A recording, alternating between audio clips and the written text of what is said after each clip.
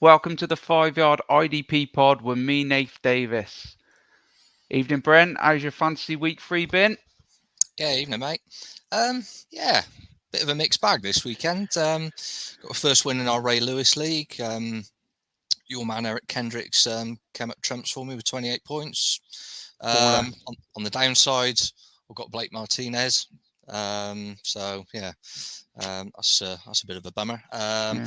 Lost in the Lawrence Taylor League, although Forsythe Lucan put up a decent amount of points, and had a very tight one in our best ball. But we don't really touch on that too much. But I thought I'd chuck it in there because I won by 1 point. It was literally that tight this week. So yeah, so like I say, a bit of a mixed bag. How'd you get on? I've had a banging week. Absolutely banging. At my Yes. 17 leagues, I'm 1 in 14. 1 in 14 out of 17 leagues. So yeah, Leah won both IDP leagues that we play in. Obviously, we don't play in the third one, but yeah, won in both of those. Won in our home league, which was a big deal. That was tight. So yeah, it's been a cracking week for me. So yeah, I'm still celebrating. Well, Yeah, it's I knew, but got to ask, haven't I, for the listeners? Didn't well, really want to discuss it. I was a big, I had quite a lot of, I had a lot of picking on the turn in drafts this year. So I got a lot of Barkley. So Mm. that had been hurting me. Apart from obviously that he come good this week. So happy days. Right. Suppose we better push on. Right. So before we go much further with this pod, we are supported by our sponsors, Manscaped. Manscaped are the best in men's below the waist grooming, and they offer precision engineered tools for your family jewels. They have now released the Lawnmower 4.0, which is a fantastic bit of kit. The great thing about it is the skin safe technology, so you get no nicks on your bits. You can get 20% off at manscaped.com with the code 5yard. That's the code 5yard.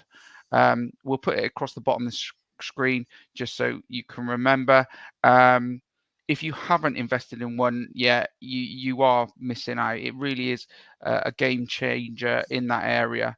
It also comes with free worldwide shipping. So as I said, cracking bit of kit. Get one and use the code 5yard. Okie dokie. So right, back to this now. Where are we? Before we dive into the week 4 games, I'd like to start with a bit of a tip. Touching on something that hasn't come up yet. Let me see if my system's working properly. Yeah, just about is now. Here we go. Yeah, so as it's week 4, my top tip is to get in early on the players that you're looking at having to replace. So if you're looking at having to replace any of your main starters that have early bye weeks, as we're coming into week 4, you want to have one eye on the week 6 bye weeks. So the following teams have a bye week in week 6. It's the Falcons, the Saints, the Jets, and the 49ers. So for example, if you are relying on a Nick Bosa scoring you decent points week in week out, you need to think about probably who you're going to replace him with if you haven't got anybody on your bench ready to go straight in there. And this is the week to look to do it. Don't wait until next week to make that call, as everybody be doing the same kind of thing that is in the same situation as you. Then there may be plenty of talent on the waiver wire now. But as the bye weeks start to kick in, week 7's quite a big bye week. It's quite a few teams that have got players on there, so keep an eye on that one as well. I know from experience on leaving it too late, and there's nothing worse in this game than getting sniped. So right, let's go. Let's kick on straight away. Let's kick on to this week's games. Week 4. I'm going to be kicking it off with tonight's game, which is the Thursday night football, and it's the Jags versus the Bengals. Let's start with the Jags. Yeah, firstly, I'll probably blow our own trumpet a little bit here and say we're happy to report that last week's pick at safety, Andrew Wingard, had another strong outing and picked off Kyler Murray in week 3. And he is still on my list of players to pick up and start. We got the news also this week that CJ Henderson, last year's first round pick, he's getting traded to the Panthers for a third, and Dan Arnold, which has baffled me. But anyway, that's for another show. Crazy. But anyway, rookie corner Tyson Campbell had a good week in week 3, which is great to see. And with no CJ Henderson, you could expect him to see more time on the field, and definitely one to keep an eye on moving forward. Miles Jack had a solid week with 10 tackles from the Jags side of things, and also with the Jags, Josh Allen. He had a quiet week in week 3, but I expect him to bounce back against Joe Burrow in week 4. So moving over to Joe Burrow, he had a much better performance in week 3. He didn't get sacked, which is great, as he took 5 sacks in each of week 1 and week 2. As for the Cincy D, if we move on to those, Sam Hubbard, Trey Hendrickson, BJ Hill, all got sacks against the Steelers in week 3 and could all be worth a punt in week 4. As the Jags QB, Trevor Lawrence, he got sacked 3 times in his matchup with Arizona. The man, though, that I've got to highlight is he's one of the must-buys at the moment. If he is around, I doubt he is, but if he is, Logan Wilson. He had 7 tackles in week 1, 9 tackles in week 2, and then an interception last week against the Steelers, and he racked up 14 tackles, 2 pass defended, and 2 interceptions. It gave him 35 points in IDP Plus, which was a probable winning score if you had him. Also, mentioned to Bengals safeties, Von Bell, Jesse Bates, you should, I reckon, start them as well in week 4 if you have them. But mind you, if you've invested in those picks, you probably will be starting them anyway, as you'd be picking them up quite early on in drafts. As for the game prediction, I see it as a Cincy win, but it's definitely one that I think it really ranks highly in defensive points. I think there's some big points to be had in this game. How do you see it, Bren? Yeah, same. I mean, I've gone for a Bengals win. I was just having a quick scout around on the waivers, but yeah, couldn't agree with you more on Logan Wilson, but don't think you're going to find him too easily at the moment. So No. yeah, so I'm drawing a bit of a blank there. But yeah, I think the Jags are coming together. I think Lawrence was better. But yeah, good game defensively, IDP perspective. But yeah, Bengals for me on that one. Yeah. Okay, rattling swiftly on. So I'm going to Titans at the Jets. It's the first week 4 game I'm covering. So I'm going to start with the Titans. Had a comfortable week 3 win over the Colts. They didn't really have to work too hard in week 3 to get the win. It should have been more comfortable. They got away with a couple of picks, a fumble when they should have really scored, but Wentz was poor. He did them a lot of favors. Those ankle knocks, I think Colts gambled on them and it didn't really work for them. A couple of the top performers from last weekend, Harold Landry, linebacker who you can play at DL, so he's one of those.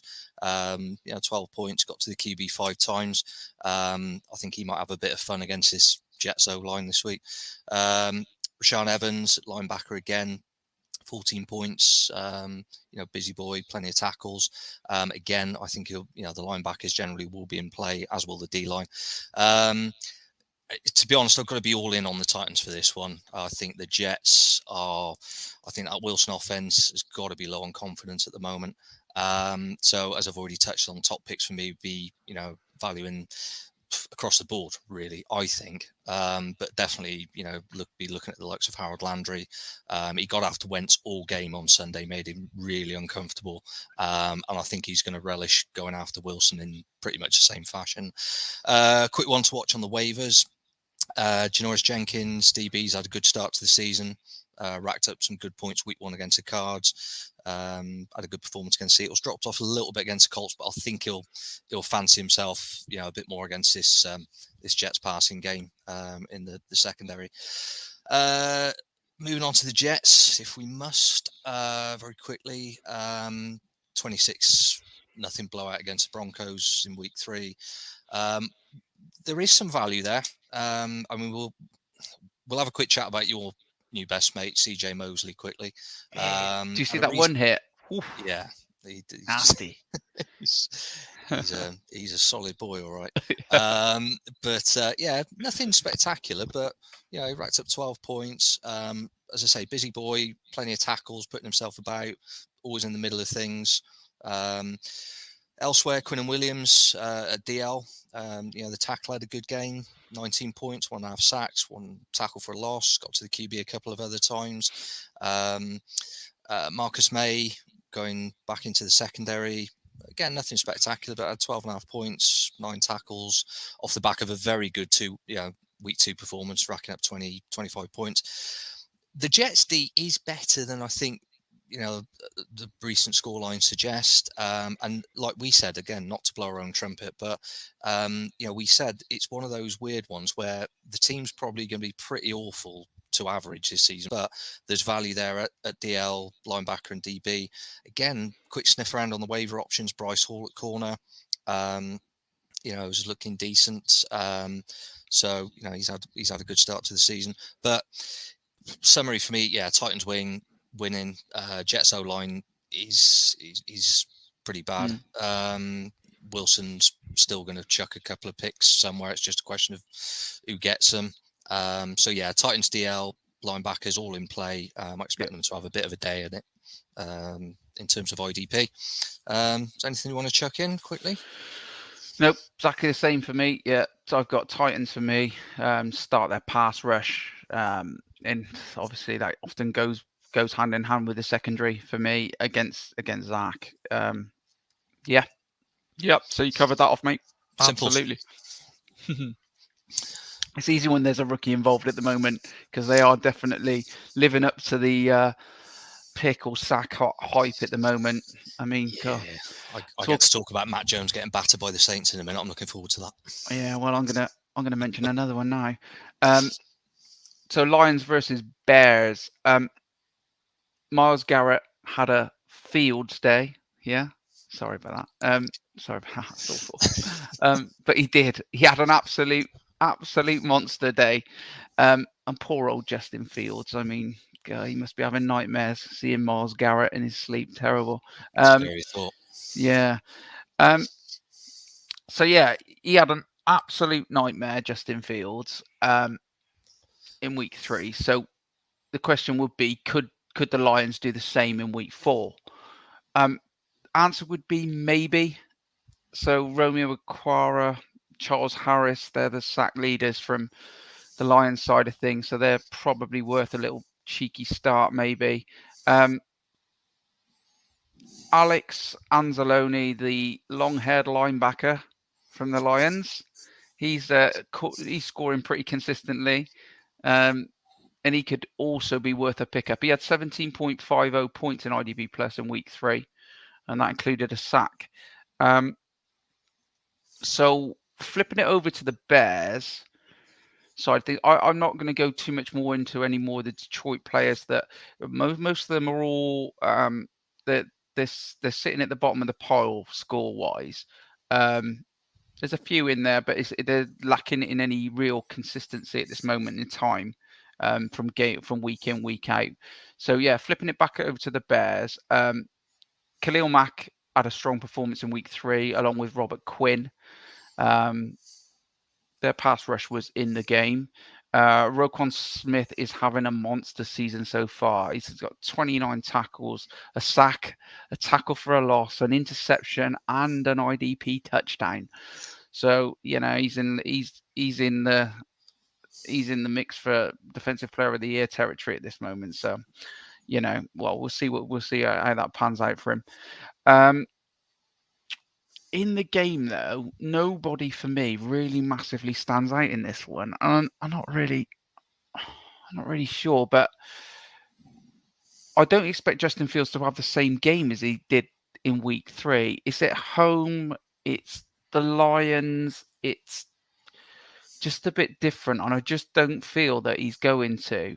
Fields is in preseason in other games in his college showing he can be quite elusive. So even though what happened last week, I just don't see it. I just think he can mix it up and get out of it. He's not a QB that is stuck,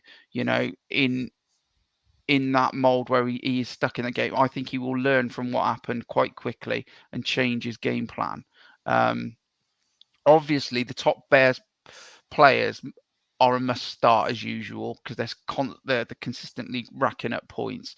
I think it's a bounce back home win for the Bears. It's not a game that I'm going to be all in massively defensive wise. This might shock a few people because of the teams that are in it, but I don't know. I just don't really fancy it.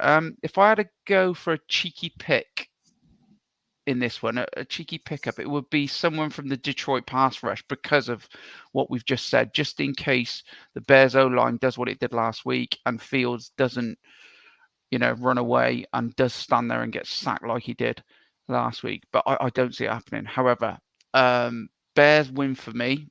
Bren, what have you got on this one? Yeah, I think Bears at home. I think the home field advantage will be key in this one. I mean, God knows the Chicago Massive have been screaming for a decent QB for as long as I can remember, and they think they've got one in field. So I think he'll be buoyed by that. Like say, learn from the mistakes. This Detroit defense isn't terrible. No. They did first quarter against, did a decent job sort of backing up the Ravens in the first quarter. Austin Bryant sort of got to Jackson for a sack. So, but the Bears again, they just proved that the defense is at this moment in time better than the offense. Definitely, crucial third down tackle again in the first quarter last Sunday by Duke Shelley, if I'm putting my teeth in, and then that led to Khalil Mack's sort of sack. So, Bears for me. Yeah. Yeah, I mean, just to add, I didn't mention how well Detroit actually played against. It was so unlucky. That it was a bit of a heartbreaker watching it, but they, they're. I think they're going to pick up they're going to pick up some fans that they didn't expect to have this year by playing this way. So let's see. Go on then, Bren. What are you on? Colts versus Dolphins. Colts coming to Miami. So Colts coming off a week 3 loss against the Titans. Like I said earlier, they gambled on sort of playing Wentz with these. I've lost track how many injured ankles he's got, 3 or 4 last count. But there are a few players that put up some decent points, in the week 3 loss to the Titans. Darius Leonard, linebacker, picked up 15.5 points, including a pick and a fumble. But he has been performing below his projected figures. Certainly in the first 3 weeks. Kenny Moore, however, at corner had a good day at the office, 26.5 points, pick, tackle for a loss. He's had a really good start to the season. I like Kenny Moore. Versus the Dolphins, I'm still going to be sort of, looking at this Colts sort of D-line and the linebackers coming into play. Brissett is going to start. We're not going to see Tua until week 6. That's sort of the word on the wire, which is all right because that's when we're going down to Tottenham to watch him. So hopefully he's back for that. Otherwise, I want my money back.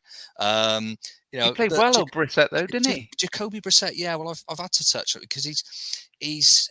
I wouldn't really be looking at the Colts secondary because he won't, unless they're forced to chase the game. He's a safe pair of hands. He's not going to force throws into dangerous positions. Half QB, half tank.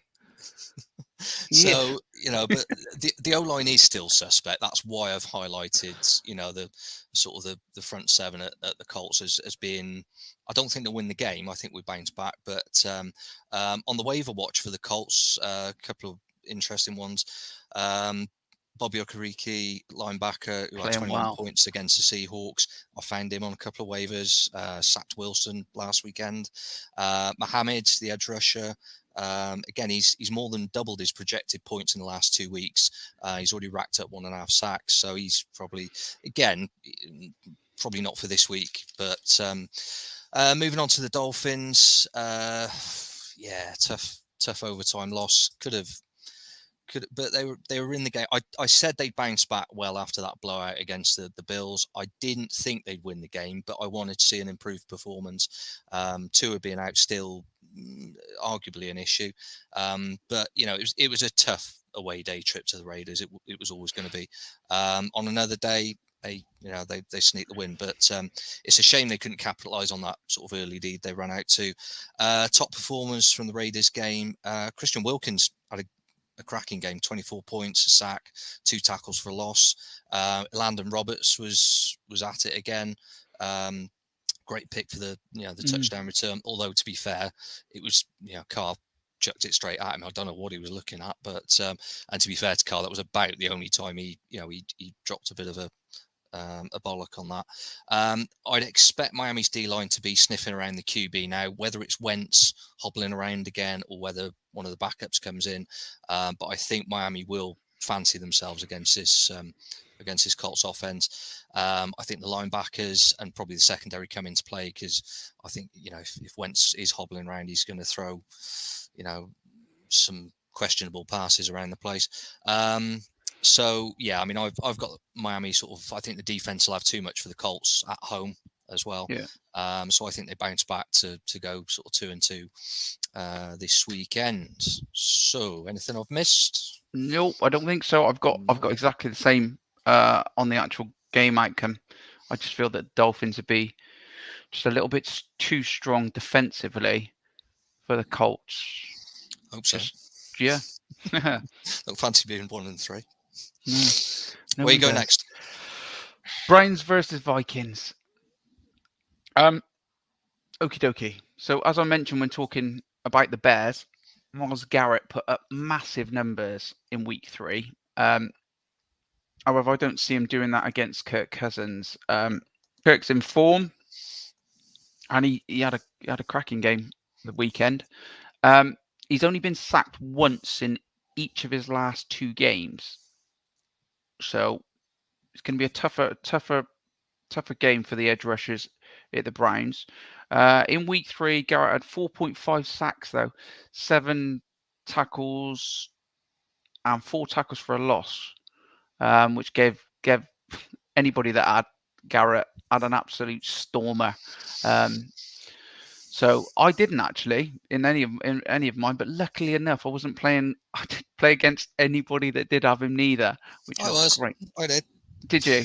Yeah, I got absolutely battered in the home league, didn't I? Killer! It's an absolute killer when you get something like that. It was also a big week for Jadeveon Clowney. He helped himself to a couple of sacks. The rookie linebacker Owusu Koromoa, he also scored well for the Browns, and he got to Justin Fields as well. I don't think there's many people that didn't. However, as I mentioned, I just don't see it being the same. It'll be a very different game against the Vikings, so I don't expect the same type of scores from the Browns. It wasn't a one-off, but there's, I think there was quite a few things that all worked right in the favor for the Browns in that game. When we're talking about consistency, like I said, it hasn't been consistent yet from the Browns. However, that was obviously a big uptick for those players. Consistency, you can't go much further than looking at a linebacker for the Vikings, and that is Eric Kendricks. He is going off at this moment in time, and he is averaging over 12 tackles per week currently. He is a seriously solid floor player. It's one of those linebackers that, at the stage, he should have been the first pick, second pick, third pick linebacker, and he wasn't. So he is some serious value for the people that did pick him up later.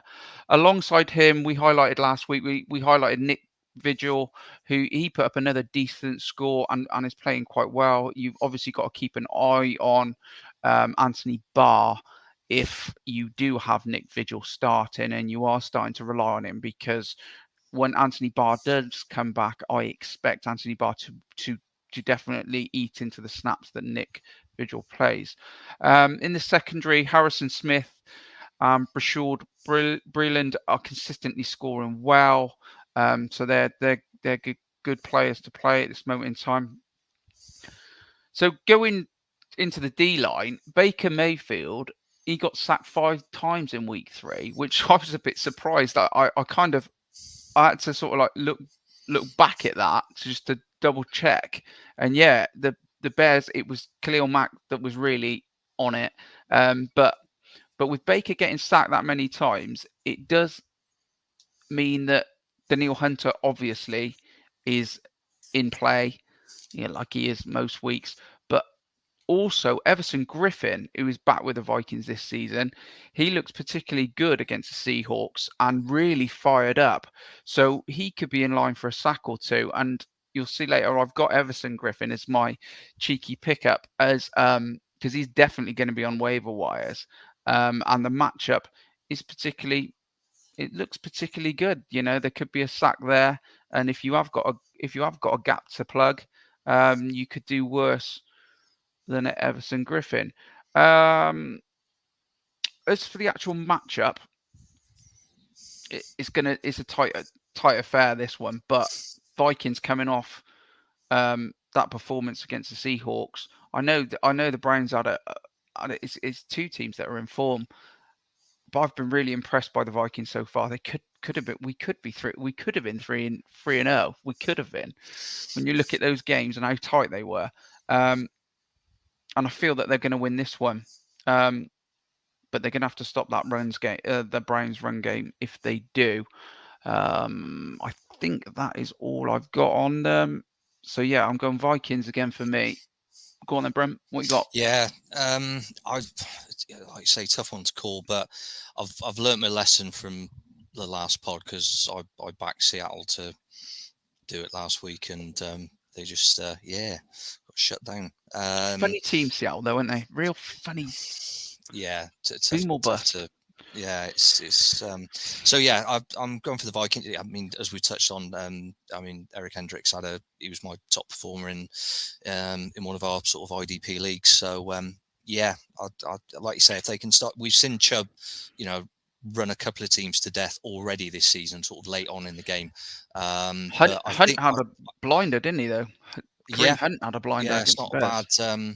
Yeah, it's a sort of 2 double-headed monster that the Vikings are going to. But I think, unlike some of the teams the Browns have already come, I think the Vikings are better equipped to deal with it. So, and again, playing at home off the back of a big win, they'll be buoyed by that. So, yeah, I'd say it's be fun to watch, and Vikings at home, I reckon, but not by much.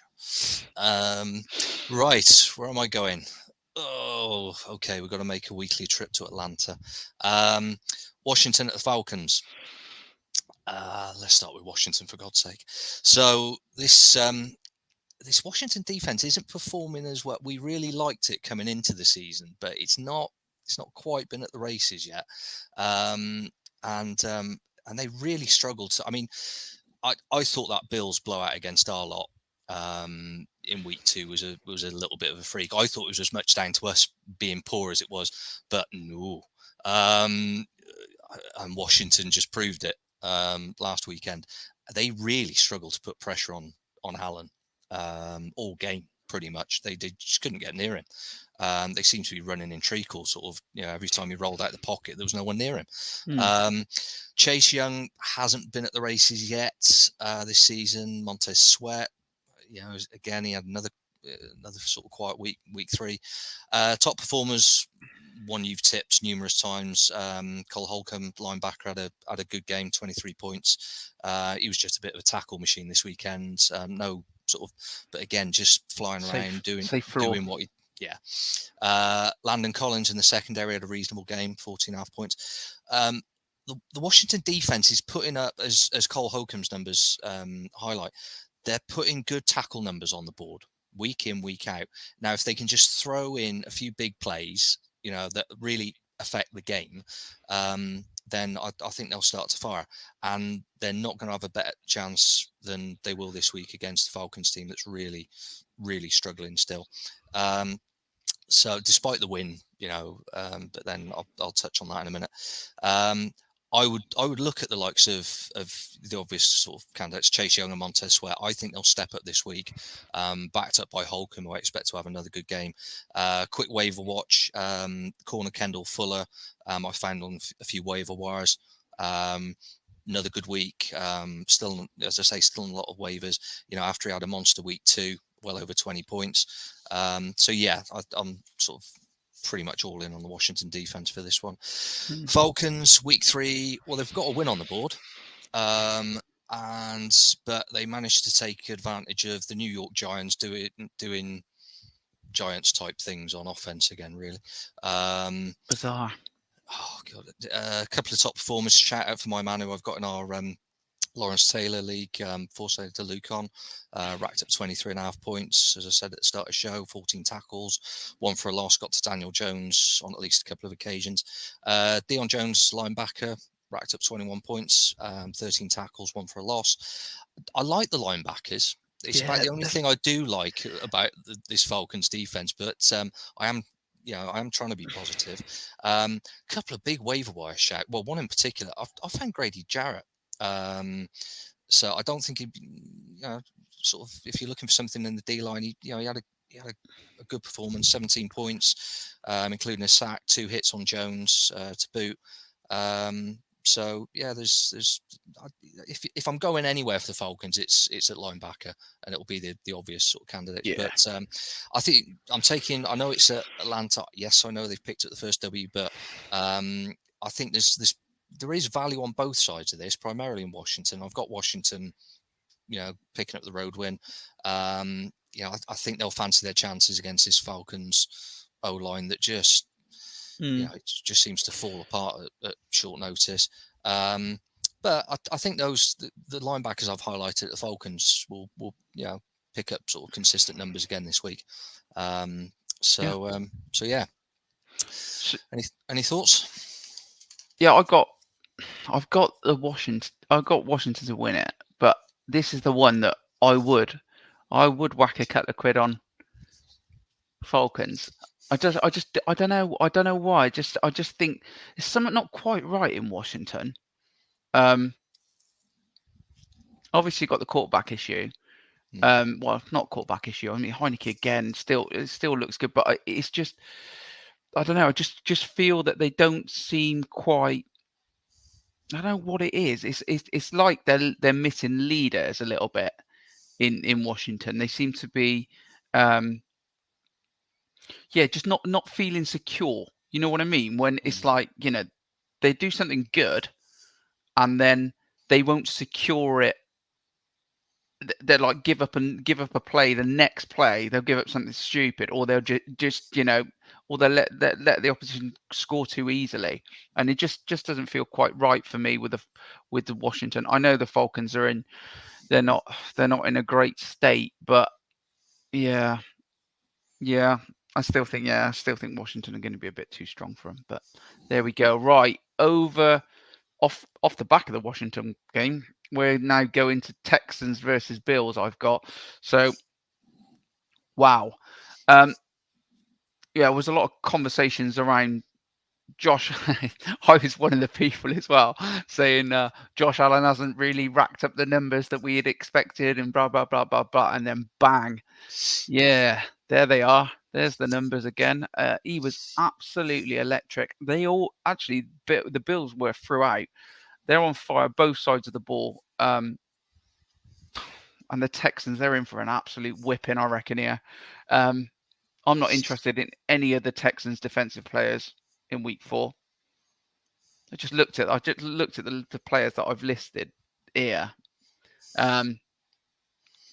Yeah, I'm not playing any of them unless I've got to. Obviously, you could stick to your big names. But yeah, I'm not even going to bother talking about him, to be honest. I think the Bills are going to be all over this. From the Bills, I see some big points, especially up front and in the secondary. Again, I like this. I like this double up. I've always liked it. It's the bet inside of me really that looks at it from a boom score where you can get pressure on the QB and you get the pick at the same time. And I see it here a lot. Davis Mills, he got sacked 4 times against Carolina. He didn't throw a pick, but I just feel that it's a matter of time because I think he might try not getting sacked so much and try and throw a wobbler. Yeah, so all of the Bills players are in play for me, and I'll go for a few of them. You can pick which ones you're going to start and which ones you're not. To be honest with you, if you can fit them all in, fit them all in. One of them's going to really go off, I think. Let's go for it. Matt Milano. I'm going to start with Matt Milano because he's leading it. Six tackles, 2 tackles for a loss. He's averaging over 20 points per week in IDP Plus at I this hate it moment. when I'm right. Yeah, it's good though. I think I clap you, Bren. I clap you. He's the linebacker 9 overall. That's overall at this moment in time, and that means that there's probably some skewed in there because there's some big scores going. But it's the consistent scoring with Matt Milano. It's like 18, 23, 20, 25 or whatever. It's these kind of points, and if he can carry on down that route, yeah, he's going to be there or thereabouts towards the end of the year, and I got a feeling that he might do. Just the way that the Bills are playing, Matt Milano he's got a decent tackle floor, not huge, but it's a decent tackle floor. But he's got this big playability consistently. They let him roam, Matt Milano, and I think that seems to be the key in this defense. And yeah, like I said, I'm really high on him. The big point scorer is at DB though. Micah Hyde is really on it. He's the DB8. He's averaging over 15 points a week. Micah, he's on one. Jordan Poyer, player that I always pick Jordan Poyer up. He's always one of my top DBs. He's just again another consistent. He took a knock 4th quarter in the game, and he's looking questionable moving forward, but he's the DB10 overall as well. He's averaging over 12 points a week. Teron Johnson, he's also scoring well at corner. Wallace is scoring well at corner. Tremaine Edmonds, out of everybody, Tremaine Edmonds is the one that hasn't quite got going. But I expect him to as well soon, or at least up his tackle count a bit. By soon, you mean Sunday? Probably. Well, he's going to join the party, I would expect. But this one, I would, if I was going for, again, we've mentioned it before, an outside pick, Greg Rousseau, the rookie. He's had 2 sacks this season, and he's the one that I would look at maybe getting a couple more in this game. If you had to pick somebody up, but they're really you can make a case for pretty much all of them at this moment in time. It's the Bills for me in an absolute blowout win. I don't see anything else. I don't know how they even consider stopping Josh Allen. And I think defensively the Bills are on it. They're on it as well. So can't see the Texans. They're going to struggle to score, and they're going to struggle to stop the Bills scoring, which is a lethal cocktail. So yeah, what you going for Texans, Brad? No, No, I'm not. But I'm not No. going to say much more because It's only week 4, and I'm already sick of talking about how good the sodding Bills are. So, Ridiculous. yeah, I mean the Texans got duffed up last week by that young Panthers defense, and they're going to get absolutely shredded by an even more experienced and potent defense on Sunday. So, yeah, it's all ends up Bills. Okay, that's quite enough for Buffalo. Right. Where are we going? Off to New Orleans. Giants at the Saints. So we've already touched on the Giants a little bit, helping the Falcons to their first win. So they're just their own worst enemy again. I mean, it's one of those. It's just when you start to think, the game against Washington, you start to see Jones doing a few things, and then nope. So again, give up an 11-yard sack when they're in the red zone.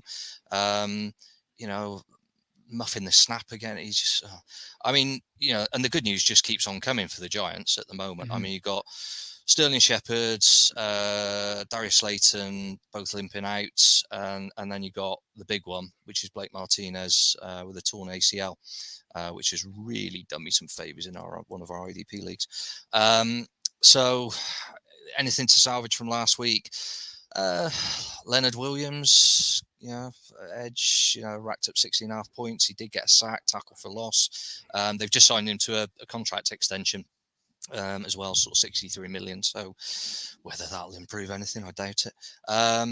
So yeah, I'm struggling to find any real value in this Giants Giants defense, and the Martinez injury. I mean, the only thing the Martinez injury might do is I found sort of Crowder at linebacker for the Giants on a couple of the waiver wires, and he had a decent game against Falcons, 16 points. But and the Martinez injury, might result in him seeing a few more snaps. But no, I mean, going up against this Saints team, I'm not really picking anything on that Giants defense this week. Moving over to the Saints, had a good win. At the Panthers at the weekend, 28-13. Panthers, Patriots, sorry. I mean, the defense did a real job on Mac Jones at the weekend. They seemed to knock him right out of the sink. Up until last weekend, out of all the rookie QBs, he looked the most settled, the most composed. But they really got in his face and made it difficult for him. And the Saints really needed consistent showing from their defense, because I still think the offense is a little bit sketchy, a little bit inconsistent. Top performers from the Saints quickly: Demario Davis, linebacker, racked up over 25 points. He was a bit of a tackle machine at the weekend. Malcolm Jenkins, DB, racked up over 27 points, including a pick 6. A couple of players I found on waiver wires on a couple of our leagues. CJ Gardner-Johnson, actually both in the secondary, and Marshawn Lattimore. I know he's just come back from injury, but Johnson racked up 24 points. Lattimore picked up 23, including another pick. So yeah, I was really surprised to see him on a couple of waiver wires. So a little bit like the game you've just covered off, I'm loading heavy on the Saints defense in week 4. I think they'll really have a bit of a feast on what is a pretty banged up Giants team at the moment. D-line's all in play, as the Giants are short on receivers, so they might have to lean on Saquon a bit on the ground. But yeah, the fantasy value is definitely with the Saints from an IDP perspective. I think the Giants D will just end up, if their offense performs anything like it did last week, that Giants D is going to be on the field way too much, and it's going to be knackered by the end of that game. So I don't see it going anything. I can't see any other result than the Saints being pretty comfortable this week. Yep. Yeah, for me, exactly the same, mate. I'm all in on the Saints. I'm concerned as well about that second line of defense without Martinez in there. They're usually pretty good up front, but yeah, it worries me if what's his name, Kamara. If Kamara starts breaking through there, they could be in for a long old day. Right, let's have a look time wise. Oh yeah, I'll speed this up a bit. Chiefs and Eagles. Okie dokie. So My man Nick Bolton. I'm going on about Nick Bolton every week, and I'm going to carry on because he is now leading them in tackles. He is leading the Chiefs in tackles with 23. I mean, it's not massive amounts, but it's week on week. He's ticking up. He's also got 2 tackles for a loss. He could be in play for week 4 as well, because I expect the Eagles to do what they do, and I expect them to heavy dose of the run game, and throw the ball over the middle quite a bit, using their 2 tight ends. So I expect Nick Bolton to carry on racking up those tackles. Chris Jones, he's continuing to cause offenses issues. He's got 2 sacks on the season, but he's managing to get a bit of pressure. He's starting to look back to himself again. He's in form.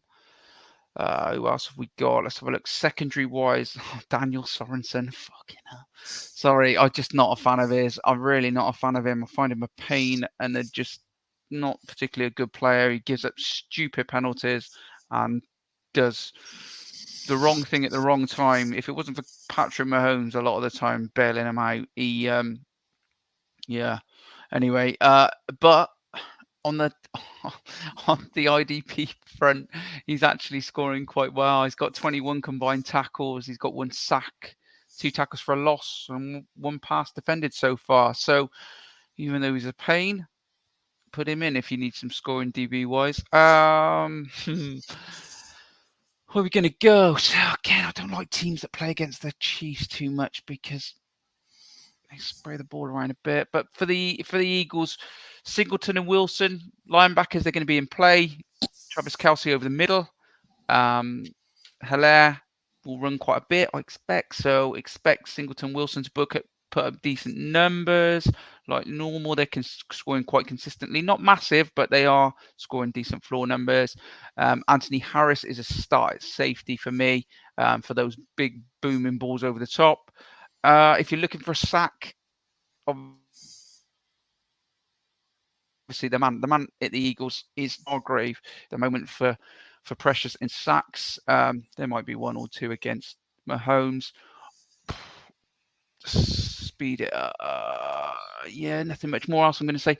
I see this as a Chiefs bounce back win. Yeah, I'm not going to go into it too much, and I don't think there's nothing there for me. There's no players that are going to be ones that I particularly stand out that I'm going to be wanting to grab and play in that game, apart from Nick Bolton, who I've said who I stand by at this moment in time. What do you reckon, Bren? Yeah, exactly. Chiefs bounce back.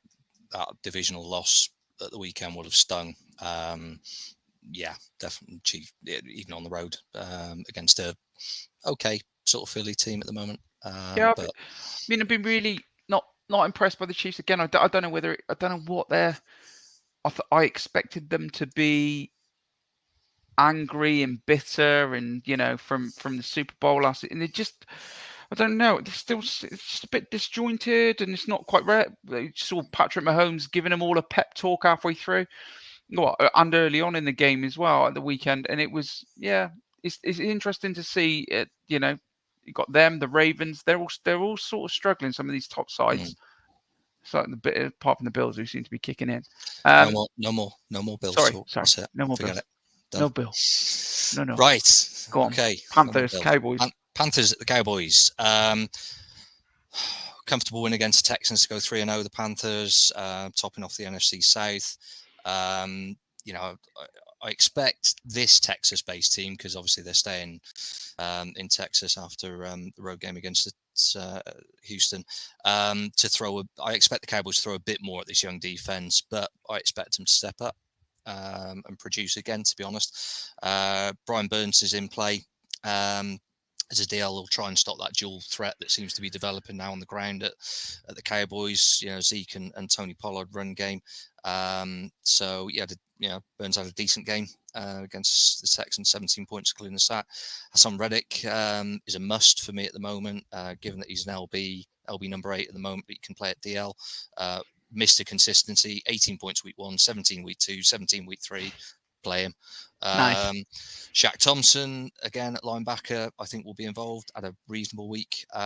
Jeremy Chin, been disappointing so far, but I can see him being busier this week. He's still doing a lot. It's one of those things. Just not quite.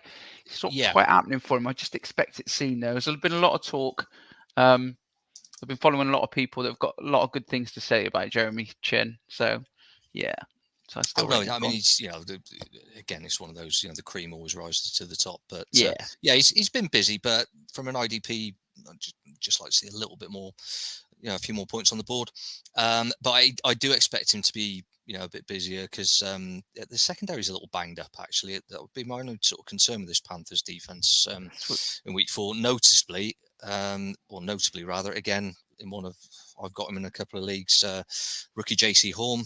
Now he's either going to be out for, I'm sure everyone listening has already cottoned onto this. He's got 3 broken bones in his foot, so he's either going to be, as it stands or as it stood today when I was reading up on it, 2 to 3 months. If it's left alone, or he is talking with his family at the moment about opting for surgery, and that's season over. So they just with the signing of CJ Henderson as well. It's pointing towards I think longer play. I think yeah, for them. I think they're writing him off. So yeah, so that would be my only concern with that sort of Panthers D. The Cowboys, I'm still a little bit wary of this Cowboys defense. I don't know. Maybe it's a little bit irrational. I don't know. But, in terms of value, although we're starting to see, and we touched on it last week, a bit more of a pattern in the linebacker department, the bulk of the value going to, as we've said before, Parsons and sort of Van Der Esch. They've been a bit disrupted by COVID issues. They had Randy Gregory out the other week. Then Keanu Neal, your man, came down with it last week. So there's just a bit of disruption, bit of lack of consistency there in that sort of defense for me. So it's making the whole thing, as I say, a little bit sketchy from an IDP sort of perspective. So if there is any value, I'd possibly be looking at sort of something like the corner Trevon Diggs. Found him on a few waivers. He's had a solid start to the season. Already had a couple of picks. And to be honest, that's I'd be, if I'm looking anywhere in the Cowboys for a bit of hidden value outside of the usual linebackers, it's in that secondary. Especially with CMC limping out. You can see Sam Darnold airing it out a bit more, and he's still prone to doing the odd Sam Darnold type thing from his days at the Jets. So I think it's a tighter one, this one, but I'm leaning towards the Panthers. I know they're on the road again, but even with CMC out, I think they're going to lean on this young defense to come up with the goods again. So Panthers for me, just on this one. But it's one of those, could go either way. So, but there's lots to look at on the defensive side, certainly. Whether I've got the game prediction right, God knows. But what do you reckon? Yeah, I got the Cowboys. I got the Cowboys to win it. But it's just basically having such a good wide receiver core against a banged up secondary. Yeah, that's kind of virtually what I've gone off because I think it's going to be that. I think it's going to be a tight old game. They might cancel each other out slightly up front.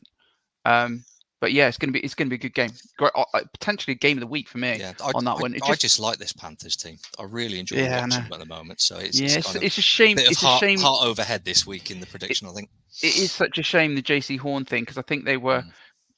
I mean, they might be okay, and it might not hurt them as much as it looks it could. But yeah, because they are really exciting to watch, and the fact is they're so young. It's such a young team, and they're certainly going to be around for a while, and they're really good to watch.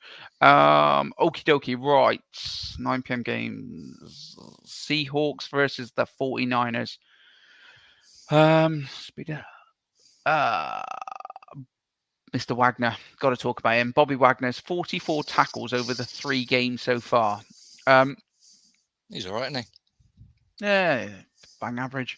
But yeah, just from the IDP side of things, it's just incredible floor. He's such a dominant figure. However, I want to talk about more Jordan Brooks, which is the other linebacker this year. Obviously, KJ Wright used to be the Robin to Bobby Wagner's Batman. But it's now Jordan Brooks, and Jordan Brooks is a decent prospect moving forward. He's starting to put up some consistent numbers. He's had 27 tackles so far and 1 tackle for a loss. And he's in my picks, in one of my picks for the week 4 games. Against the 49ers, expect them, like they do, to mix it up a bit, but also they play a lot over the middle and they run the ball.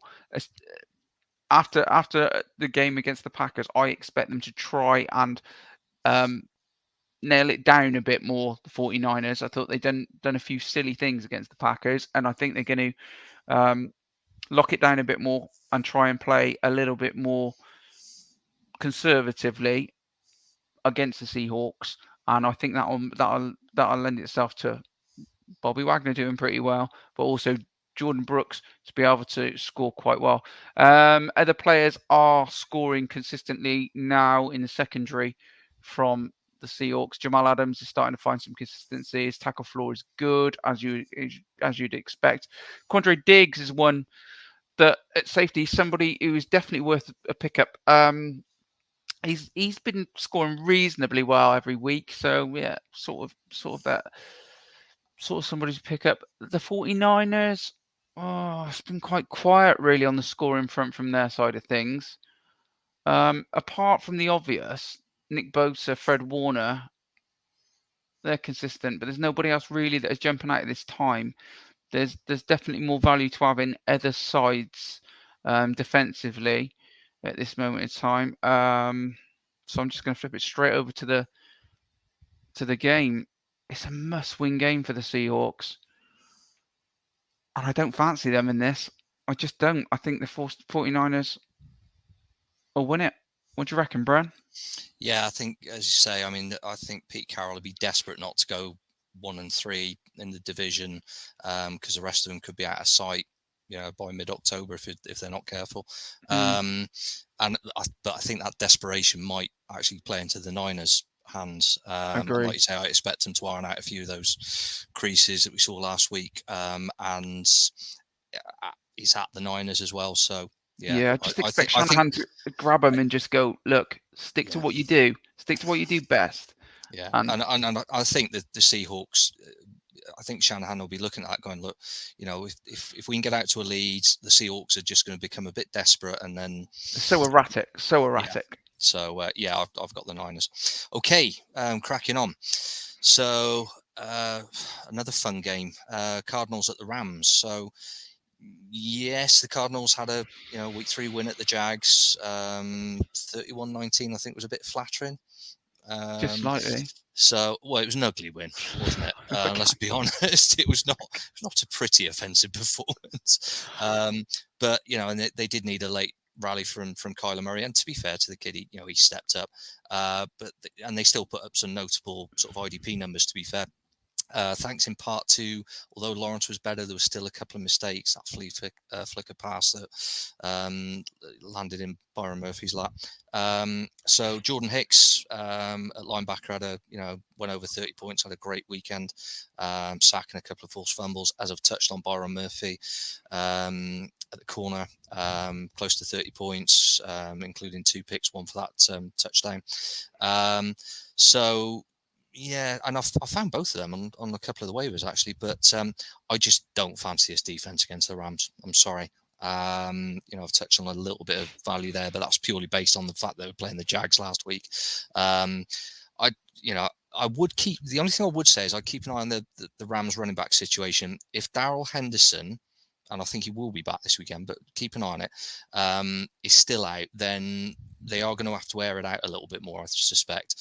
So there might be a little bit of value in the likes of finding a Byron Murphy on the waivers if you are short in your secondary. But otherwise, I'd be benching from an IDP perspective against this Rams team. I'd be sticking on the bench this week. Wait for week 5. Moving over to the Rams, well, we discussed it before the pod. I did call it last week. I said I fancied the Rams against the Bucks, and they came up trumps. Stafford just aired it out all over the place. I'm convinced he's sleeping with Cooper Kupp. There's something just suspiciously good about that It's a good-looking relationship. lad, Cooper. It's yeah, I wouldn't kick it out of bed, I suppose. But yeah, but you know what I mean. It's almost, I don't know, sixth sense. But and the and the Cards were just sloppy in offense against the Jags, as we've already said. The Jags defense really didn't punish them. This one will. Yeah. That's for sure. So They I mean, looked, they they just looked slightly out of kilter all the time. But Hopkins, and you couldn't mm, get him going at all. And yeah, no. don't And like Arizona at the this weird moment. thing is, when you drill down into the stats, looking at and it was a good win, an important win, you know, almost a, you know, we're here to be taken seriously this season type win against the Bucks. But you look at the numbers and you go, there were no really sort of big defensive plays, but they just, like I discussed with you before we started recording, you Yeah, know, it was a case of they just, you know, they're a bit of a tackle machine. Aaron Donald flies around doing Aaron Donald type stuff. You know, racked up another 20 points, sack, forced fumble. Kenny Young had a cracking game at sort of linebacker, 35 points, sack, forced definite fumble, player. tackles for losses. I'd be a bit like the Saints, who I touched on before. I'd be loading heavy on this Rams defense. Again, quick sniff around on the waiver watch. Leonard Floyd, I found. You know, he had a sack last weekend, and he had a good week too as well. So he's, you know, he seems to be trending sort of fairly well. I don't think the wheels have completely come off this, you know, reasonably good start the Cardinals had. I know you've got a bit of a downer on them, but I can't stand him. I well, I can't. I was don't know. trying to Sorry. sugarcoat it a little bit, but yeah, but I just I just think this defense, Rams too solid. Rams taking this one all day long, and as I've said, I'd be swerving anyone on the Cards from a fantasy perspective this weekend. So yeah, do you want to sort of moan about the Cardinals anymore, or do you want to move on? I just hope the Rams stuff them. I really do. I just, yeah, you know, you know my thoughts on it. It's the fact Yeah. that people, yeah, just a lot of people think everybody's so fantastic and they're like the top players in their position, whoever it may be from the Arizona side, and then you look at in the team ethic and the actual. I just don't get it. Anyway, there we go. There we go. Don't need me moaning about them. Right, on to the Steelers versus Packers. Okay, so game-wise, God, the Steelers really need a result here. They really need a result against the Packers. The Packers have kicked in. They've, after a shocking week one, they are starting to find the gears, and they look particularly good. Good. It was a good win against. I know it was a tight game, but it was still a good win against the 49ers. The Steelers. Ben looks awful. He looks like, you know, he looks like a wardrobe running, you know, stumbling about. He can't seem to. He's a slightly slimmer wardrobe than he was a couple of years ago, but But I mean, seriously, it was quite hard to watch actually at times. yeah, it's a bit Um, painful. yeah. So yeah, he doesn't look good, and he can't seem to run or throw well. So at this moment in time, Apart from that, he's a fantastic QB at the moment. yeah, at this moment in time, I'm really concerned about the Steelers. You know, they really need TJ Watt back, and they need some kind of spark. That they need spark offensively as well. God, are they banged up? The wide receivers, all of them, Deontay Johnson, Juju, and Claypool, they were all off the field, and it was down to Washington to sort of like lead that. And I think to myself, God, you know, if you've got Big Ben throwing the way he's throwing, and that's your wide receiver core, you've got a rookie running back in Najee Harris who's great, but you know, it's not what they do. The Steelers, it's quite worrying for me. What might happen to the Steelers this year? I'm not quite sure where they're going. They don't look right at all. So with that in mind, I'll just talk about Terrell Edmonds, who had a pick in week 3. Apart from that, it was not a great week for any of the defensive players on the Steelers as well. I mentioned they need TJ Watt back. He may be back. He should be back, but we'll wait and see. But I'm not interested in any Steeler at this moment in time. Going to the Packers, though, now suddenly there's a few players that are coming um, back into the mix on the Packers front, and especially with what we've just said about Big Ben not looking good and the wide receivers being limited and not up to it. With that in mind, Jair Alexander is starting to come into his own a little bit. In my opinion, he's a hell of a player. Um, he racked up an interception, which contributed to him scoring 22 points in week 3 in IDP plus. So he had a hell of a week. Darnell Savage also scored well with 16 points. He got 6 tackles, 1 tackle for a loss, 1 pass defended. That secondary is looking good, and yeah, the matchup's telling me I'm looking at that. I'm looking at that Packers secondary, and that's where I may be going for week 4. Look at the linebackers as well. Devondre Campbell looked good. Preston Smith, he got to the QB 3 times in week 3, which yeah, is decent. Yeah, Devondre Campbell's put up some decent numbers. A bit of a drop off for Barnes at linebacker, but yeah, Devondre Campbell looks like the lead linebacker at this moment in time. So if he's there, he might be worth a start as well. Yeah, I fancy the Packers to get a sack or 2 here, and the secondary picks are in, pressures are in, yeah, pass defends are in. It's going to be interesting. Yeah, Packers win, all in for me. Brent? Yeah. Packers good, Steelers bad. Simples. Packers good, Steelers bad. There you go. Ooh, There's a really analytical breakdown for you. that's good. So it was brief. What more do people want? Well, Go there on. you go. Say what you say. Right, Ravens at the Broncos. So Ravens, week 3 win against the Lions, 19-17. That winning margin really should have been more. Notable shout to Marquise Hollywood Brown, who had a mare, 3 drops, should have had 2 TDs off those passes. And we had 2 on the same drive, for crying out loud. IDP wise, my concern with the Ravens at this moment in time is they're rather banged up on squad generally, to be honest. And I think, with the exception of in the DB position, Chuck Clark, great name, proper American name, Chuck Clark. 26.5 points, including a sack, last week against the Lions. Outside of that, I'm struggling. I mean, I would have expected a little bit more from this defense against the Lions team that offensively they show the odd flash, but a bit like Washington, they can't seem to do anything consistent. So they go from looking okay, looking good on occasions, to just looking bang average too much of the time.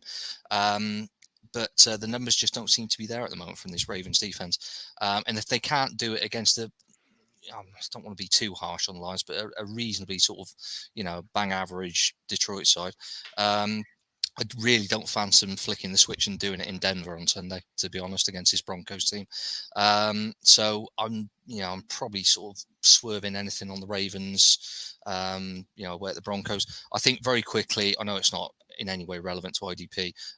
Special shout out to the Kickers Club for that 66-yard from Justin Tucker. Really didn't want him to get that. He's how to win the crossbar challenge. Fair play there. Fair play. So Broncos, well, they played the Jets on Sunday, so no one needs to tell me which way that game went. But you can only beat what's in front of you, I suppose. Against the Ravens, again, both these teams going into this game are a bit banged up. The Broncos have been hit pretty hard in the linebacker position. They've got both Bradley Chubb's out, ankle issue, Josie Jewell's out, torn pec, I believe.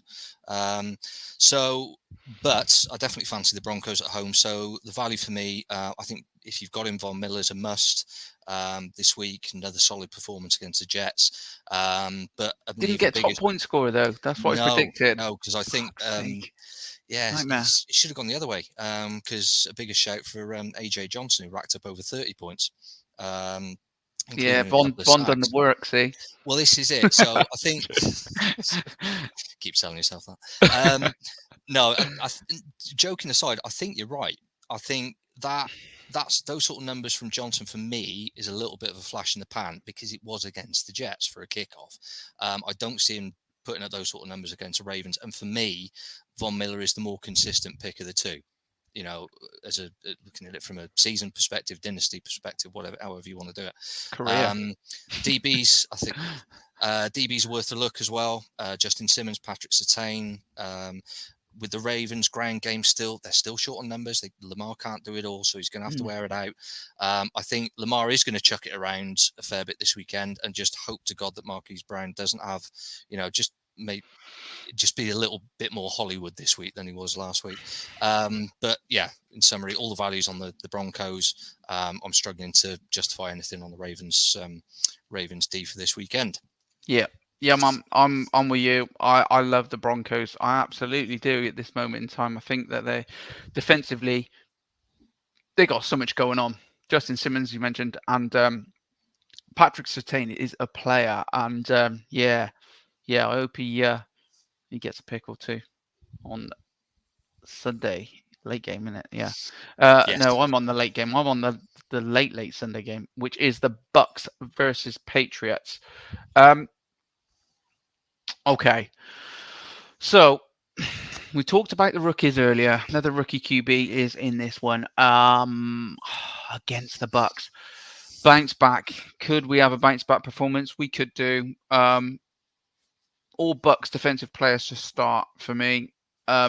If you got them, put them in because it is the game. It is that kind of game. Mac Jones was sacked twice and intercepted 3 times in week 3.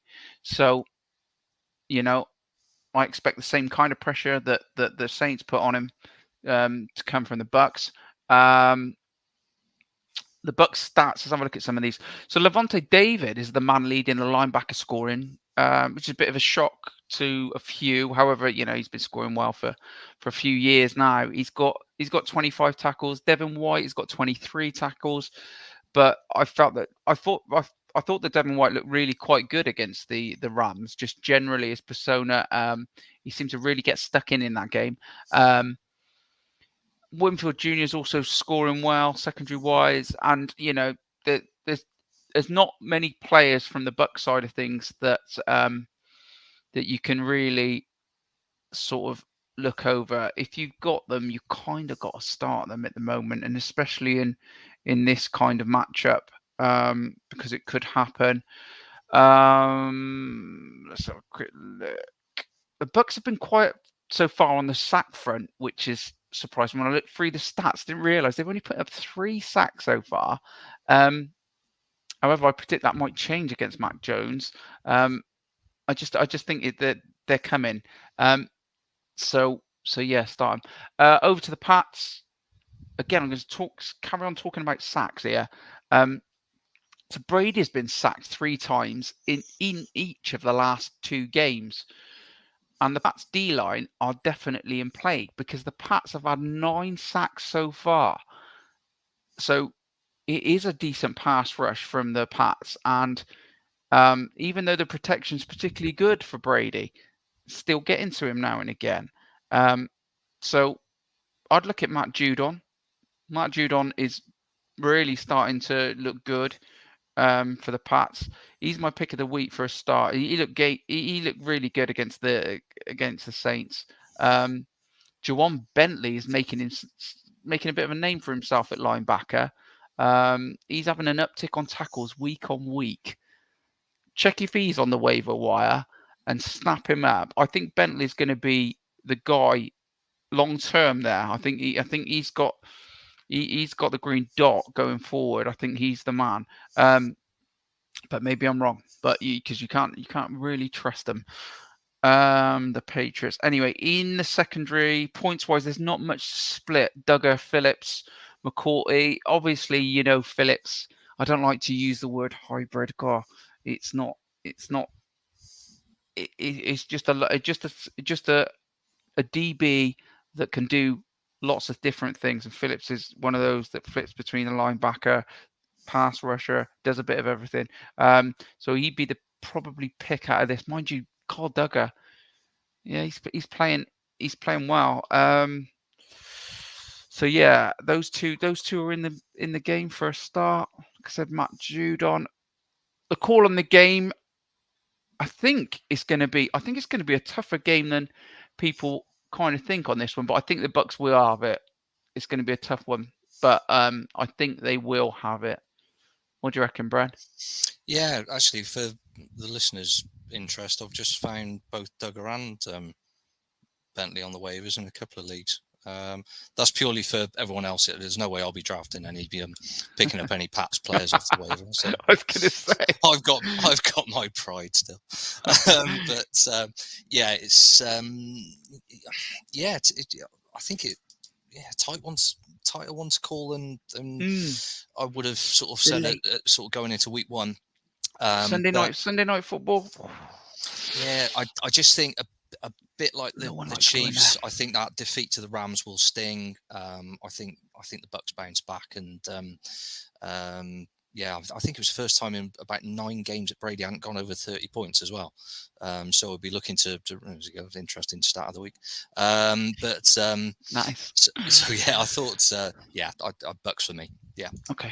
But yeah, the Pats sort of front's looking all right. Connor, bring us home. Bring us home, Bren.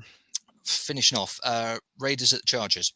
So Raiders, well, they keep going. Another win for this better than I expected type Raiders team this season. Top performers in week 3. I've got a bit of an issue with the Raiders, aside from the point they beat us in overtime. In so much as a bit like I've said about the Bucks defense, when you look at it from a fantasy perspective, that it's a decent defense, but these points are all a bit spread out. And just very quickly, I mean, I'm looking at last week's, Corey Littleton put up over 16 points, busy boy racking up the tackles. Denzel Perryman went for 19 points again. Like him though. Puts himself about 14 tackles. Again, a bit like a couple of teams we touched on. I think for me, if there's any value, it's in that linebacker area. In the secondary, again, I've found a couple of these on the waivers. Trevon Mullen, the corner, and the other corner, sort of Casey Hayward, both in their teens. Casey Hayward forced that safety against us at the weekend. Quinton Jefferson, the tackle, racked at 15 points, including a sack. So, like I say, it's a decent defense, but for me, there's no one that really leaps off the page for me this week, and especially away at the Chargers, who are coming off, a really sort of, key win for them. So again, for me, that grew on to. I like the Raiders this season; they're fun to watch. But I think they're just really reliant on the offense sort of performing, and rather than sort of leaning too heavily on the defense. So moving over to the Chargers, as we say, key win, divisional win against the Chiefs, at Arrowhead as well. Somewhat helped, as we've already touched on, by, let's call it, an indifferent day at the office for Patrick Mahomes, which included getting picked by the cornerback Samuel on that, by his standards, that sloppy sort of no-look pass. It just way too casual. A bit like the Raiders, IDP value this week, not too sure. White, the linebacker, went over 20 points, got in on Mahomes for the sack. So did Joey Bosa. But he's playing with a couple of knocks at the moment, so again, just be mindful of that. Mike Davis, fumble recovery. My issue with the Chargers from an IDP perspective this week is, if you look at what the Raiders did against the Dolphins at the weekend, Carr aired it out all over the place. He wasn't targeting. Byron Jones did a real number on Darren Waller, which I thought was really, impressive. He basically sort of marked him out of the game. So Carr had to go looking around. But so again, he's trying to nail down whether any of the Chargers secondary are going to be in play, because, the Raiders are a hard team to predict on offense at the moment. I think the Chargers will struggle with that. I think the Chargers win it, but this is probably the only game I'm going to pike out a little bit and say, I think it'll be a great game to watch. I'm looking forward to it, but it's one of those I would rather watch it than gamble on any of my fantasy players this week. If you had to, yes, a couple of the linebackers we touched on from the Raiders. But yeah, I think it's a tough one, isn't it? Yeah, It's a tough one. Yeah, tough game. So I'd be looking elsewhere. There's lots of other value elsewhere, in week 4 for IDP value. For me, no, this isn't one of them. Have you got one in it? I'd Chargers at home. Yeah. Chargers.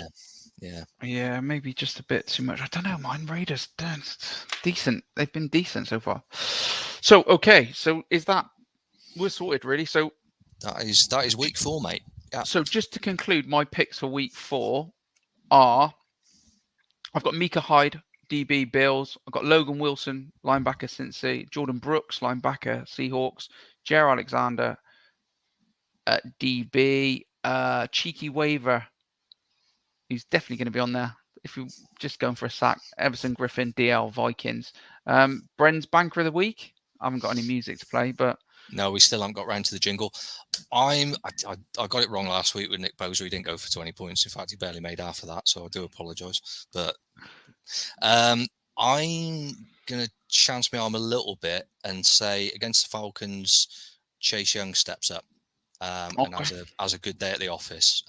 So I would say at least, I reckon he gets to Ryan at least once in that game and puts up his first really decent fantasy total for the season.